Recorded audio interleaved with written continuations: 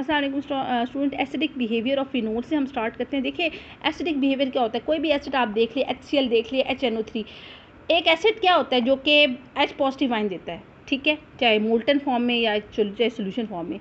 तो H positive ion वो तभी देता है जब उसका नेगेटिव आयन ज़्यादा स्ट्रॉन्ग होता है, यानी जितने भी एसिड्स होते हैं उनका नेगेटिव आयन ज़्यादा स्ट्रॉन्ग है। तो अगर जैसे कोई भी सब्सटेंस है, अगर उसका नेगेटिव आयन स्टेबल होगा तो तभी वो substance easily H positive ion दे सकता है, ठीक है। अब फिनोल का भी जो नेगेटिव आयन है वो स्टेबल है, लेकिन हाँ इतना तो स्टेबल नहीं है कि जितना कार्बोक्सिलिक एसिड का नेगेटिव आयन स्टेबल है। बहरहाल बहुत हद तक स्टेबल होता है, इसीलिए वो ईजिली अपनी हाइड्रोजन को रिमूव करता है H पॉजिटिव आयन, और इसी वजह से वो एसिडिक बिहेवियर भी शो करता है, ठीक है। तो यही हम पढ़ते हैं कि फिनोल जो है वो एसिडिक ज़्यादा है, किससे ज़्यादा है, अल्कोहल से ज़्यादा एसिडिक है, ठीक है, पानी से ज़्यादा एसिडिक है। लेकिन फिनोल की जो एसिडिटी पावर है वो कार्बोक्सिलिक एसिड से कम है। ये अल्कलीज यानी बेसिस के अंदर डिसॉल्व करता है, लेकिन ये इतना वीक है कि ये लिटमस पेपर को अफेक्ट नहीं करता। आपको पता है ना, एसिड जो होता है लिटमस रेड लिटमस पेपर को ब्लू लिटमस पेपर को रेड कर देता है, तो ये लिटमस पेपर कोई इफेक्ट नहीं डालता। इस तरह एसिड जो होता है वो कार्बोनेट से कार्बन डाइऑक्साइड गैस निकालता है, तो यही इसी तरह ये फिनोल है तो एसिडिक, लेकिन ये कार्बोनेट में से कार्बन डाइऑक्साइड इवॉल्व नहीं कर सकता। और इसकी डिसोसिएशन कांस्टेंट क्या है, 1.3 × 10⁻⁻10। आपको पता है कि एसिड की जो पावर होती है वो डिसोसिएशन कांस्टेंट पे मेजर होती है, जितनी इसकी वैल्यू ज़्यादा होती है उतना ही एसिड स्ट्रॉन्ग होता है। तो है देखे माइनस में वैल्यू, तो इतना ज़्यादा स्ट्रॉन्ग नहीं है। तो अच्छा, इसकी क्या क्या वजह है, ये एसिड जो फिनोल जो है ये एसिडिक बिहेवियर ये क्यों बिहेवियर शो करता है। अच्छा, एक और ये कि फिनोल जो है वो थोड़ा सॉल्युबल भी है पानी के अंदर, उसका सोल्यूशन जो है उसका पीएच जो है वो 5 और 6। आपको पता है जितना एसिड स्ट्रॉन्ग होता है उतना पीएच की वैल्यू कम होती है, यानी जो स्ट्रॉन्ग एसिड होते हैं उनकी पीएच वैल्यू 0, 1, 2 होती है, ठीक है। लेकिन इसकी 5 और 6 है तो वीक एसिड है, दिस मेक्स डिफरेंट। तो इसका ये थोड़ा सा सॉल्युबल भी है पानी के अंदर और उसके सोल्यूशन का पीएच 5 और 6 है। This makes phenol different from aliphatic alcohol से डिफरेंट है, ठीक है, क्योंकि अल्कोहल तो थोड़ी सी बेसिक साइड पे होता है। अब ये फिनोल क्यों एसिडिक है, उसका रीज़न ये है कि देखिए जब फिनोल, आप जैसे मैं पिछला स्ट्रक्चर दिखा दूँ, फिनोल जब अपना H पॉजिटिव रिमूव करता है तो जो रिमेनिंग, आपको पता है ना, मैंने आपको पहले ही बताया था कि ये बॉन्ड ब्रेक करेगा तो ये हाइड्रोजन H पॉजिटिव की फॉर्म में निकलेगी, ठीक है। तो जो रिमेनिंग स्ट्रक्चर है वो कहलाएगा फिनोक्साइड आयन।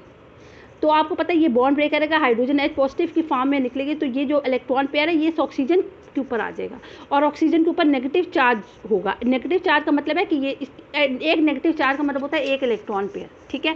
तो ये जो रिजल्टेंट स्ट्रक्चर है वो फिनोक्साइड आयन होता है। तो मैंने आपको कहा था कि जितना किसी एसिड का नेगेटिव आयन स्ट्रॉन्ग होगा उतना ही वो अच्छा एसिड होगा। तो ये जो नेगेटिव आयन चार्ज होता है फिनोक्साइड आयन का, ये बेंजीन रिंग के जो पाई इलेक्ट्रॉन क्लाउड है उसके साथ मिक्स हो जाता है।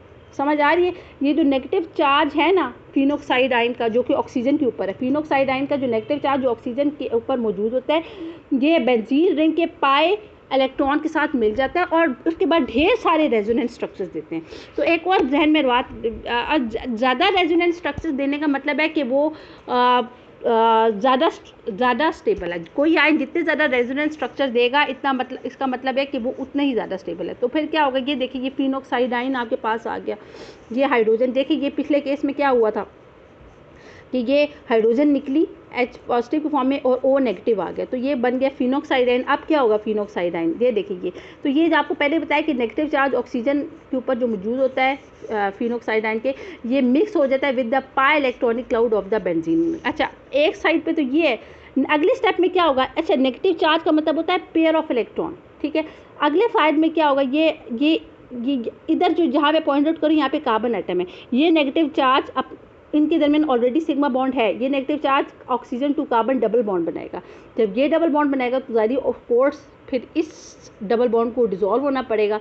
तो ये डिसॉल्व होके क्या होगा, एक डबल बॉन्ड के अंदर भी 2 इलेक्ट्रॉन्स होते हैं, तो ये जो डबल बॉन्ड है ये नेगेटिव चार्ज की सूरत में इधर आ जाएगा। समझ आ रही है, नेगेटिव ये डिसॉल्व हो जाएगा और 2 इलेक्ट्रॉन इस कार्बन के ऊपर आ जाएंगे, एक इसका अपना और एक एक्स्ट्रा। आपको पता है ना नेगेटिव चार्ज का मतलब है पेयर ऑफ इलेक्ट्रॉन, ठीक है, ये बात समझ आइए। यानी ये देखिए इधर दिखाया है, ये जो नेगेटिव चार्ज है, नेगेटिव चार्ज का मतलब इलेक्ट्रॉन पे ये carbon to oxygen double bond बनाएगा और ये जो यहाँ पे डबल बॉन्ड है ये डिसॉल्व होके यहाँ पे इस ये यहाँ मैं पॉइंट आउट कर रही हूँ इस वाले कार्बन के ऊपर नेगेटिव चार्ज की शक्ल में आ जाएगा। ये देखें ये हो गया। अगले स्टेप में फिर क्या होगा, अब ये वाला जो नेगेटिव चार्ज है ये इस कार्बन के ऊपर, ये फिर क्या होगा, इन दोनों कार्बन एटम के दरमियान डबल बॉन्ड बनाएगा, ठीक है। और इसके साथ ही यहाँ पे जो पाए बॉन्ड है ये डिज़ोल्व होके साथ वाले कार्बन एटम के ऊपर नेगेटिव चार्ज की शक्ल में आ जाएगा। तो ये ज़रा आप देखें नेक्स्ट में क्या हुआ, यहाँ पे डबल बॉन्ड बन गया, इधर नेगेटिव चार्ज। अब फिर वही होगा कि आप देखें कि ये जो नेगेटिव चार्ज है ये इन दोनों के दरमियान डबल बॉन्ड बना देगा, और ये जो डबल बॉन्ड है ये नेगेटिव चार्ज की सूरत में इसके ऊपर आ जाएगा। ये ज़रा ये देखें, ठीक है। अगले स्टेप पे फिर क्या होगा, ये नेगेटिव चार्ज यहाँ पे दो कार्बन एटम के दरमियान डबल बॉन्ड बनाएगा, जबकि ये वाला डबल बॉन्ड डिज़ोल्व होके ऑक्सीजन के ऊपर नेगेटिव चार्ज की शक्ल में। तो आप देखिए इस तरह कितने ये रेजोनेंस स्ट्रक्चर्स है ना, आपने पिछले चैप्टर में पढ़ा था कि रेजोनेंस स्ट्रक्चर आप डबल हेडेड एरो से करते हैं। आपको पता है रेजोनेंस स्ट्रक्चर्स क्या होते हैं, जो पाई इलेक्ट्रॉन्स की डीलोकलाइजेशन की वजह से जो स्ट्रक्चर्स वजूद में आते हैं, तो वो उनको कहते हैं रेजोनेंस स्ट्रक्चर्स। तो आप जो phenoxide, this whole structure is called phenoxide, इसके 5 रेजोनेंस स्ट्रक्चर्स है। रेजोनेंस स्ट्रक्चर क्या होते हैं, पाई इलेक्ट्रॉन की डीलोकलाइजेशन की वजह से जो स्ट्रक्चर्स आते हैं वो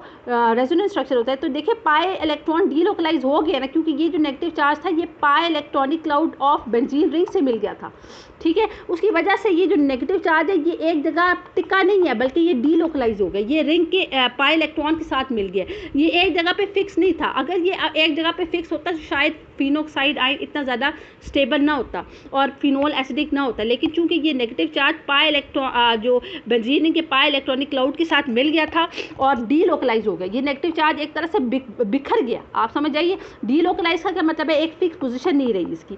तो इसकी वजह से जो फिनोक्साइड आयन है वो बहुत ज़्यादा स्टेबल है। मैंने आपको बताया कि जितना कोई चीज़ स्टेबल होती है उसके रेजोनेंस स्ट्रक्चर उतने ही ज़्यादा होते हैं। अब आप देख लेंगे फिनोक्साइड आयन के कितने रेजोनेंस स्ट्रक्चर्स आ रहे हैं पाई इलेक्ट्रॉन की डीलोकलाइजेशन से, 1 2 3 4 5 इसके रेजोनेंस कंट्रीब्यूटिंग स्ट्रक्चर्स आ रहे हैं, ठीक है। तो ज़्यादा रेजोनेंस स्ट्रक्चर का मतलब है कि वो जो रिजल्टिंग स्पीशी है वो ज़्यादा स्टेबल है, इसका मतलब फिनोक्साइड आयन ज़्यादा स्टेबल है। ज़्यादा स्टेबल तो इसलिए इसके लिए H पॉजिटिव आयन को रिमूव करना ईजी है, और यही वजह है कि फिनोल जो है वो एसिडिक है ज़्यादा as compare to the alcohol, क्योंकि अल्कोहल का जो नेगेटिव आयन है वो इतना ज़्यादा स्टेबल नहीं है। और सारी बात है स्टेबल क्यों नहीं, कि उसका नेगेटिव चार्ज स्टेबल नहीं है, उसमें उसके रेजोनेंस स्ट्रक्चर्स भी नहीं है, ठीक है। तो यही वजह, लेकिन जो रिलेटिव स्ट्रेंथ ऑफ, इन्होंने यही बताया relative strength of alcohol, phenol, water and carboxylic acid क्या है। कार्बोक्सिलिक एसिड सबसे ज़्यादा होता है एसिडिक, उसके बाद फिनोल है, उसके बाद वाटर है, उसके बाद अल्कोहल है। तो ज़रा आप ये देख लें, the reason why phenol is acidic lies in the nature of phenoxide, and this is called phenoxide. And the negative charge on the oxygen atom can become involved with the pi electronic cloud. और ये जो negative charge होता है ये pi electronic cloud benzene के साथ involve होता है। द नेगेटिव चार्ज इज दस डीलोकलाइज इन द, जो पूरा नेगेटिव चार्ज है वो पूरे बेंजीन रिंग में डीलोकलाइज हो जाता है in the ring, and phenoxide ion becomes relatively stable. और फिनोक्साइड आयन जितना ज़्यादा आपको पता है रेजोनेंस कंट्रीब्यूटिंग स्ट्रक्चर उतना वो चीज़ ज़्यादा स्टेबल होती है। This type of delocalisation is not possible with alcohol. तो ये इन्होंने सारी बात बता दी है।